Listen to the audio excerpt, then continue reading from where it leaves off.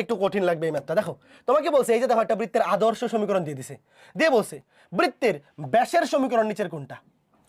এখন আমরা কি জানি ব্যাস অবশ্যই কেন্দ্র দিয়ে যায়, জানো? অবশ্যই জানো বৃত্তের ব্যাস অবশ্যই কেন্দ্রগামী।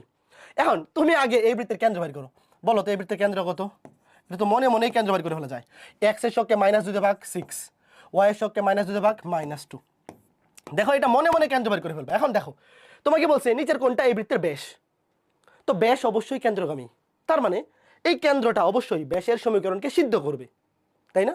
চেক করে দেখো কোন রেখাটা এই বিন্দু দিয়ে সিদ্ধ হয়। এক্স এর জায়গায় বসাও 6, ওয়াই জায়গায় -2, 6 -2 হয়েছে, সিদ্ধ হয়েছে না? শূন্য হয়নি। এখানে দেখো এক্স জায়গায় 6, ওয়াই জায়গায় -2, 3 দুগুণে -6, এই দেখো সিদ্ধ হয়ে গেছে, এই যে শেষ অ্যান্সার। কে কে বুঝছো? কে কে বুঝছো? শেষ। খুবই চমৎকার, এই বুঝছো? মজার জিনিস না? একটু বুঝতে পারলেই কাজ শেষ। এটা আসলে জাস্ট কেন্দ্র বাইর করা। তোমার কাছে চাইছে ব্যাসের সমীকরণ, বাট আসলে ম্যাথটা হচ্ছে কি জাস্ট কেন্দ্র বাইর করে অপশন চেক করা। বুঝছো?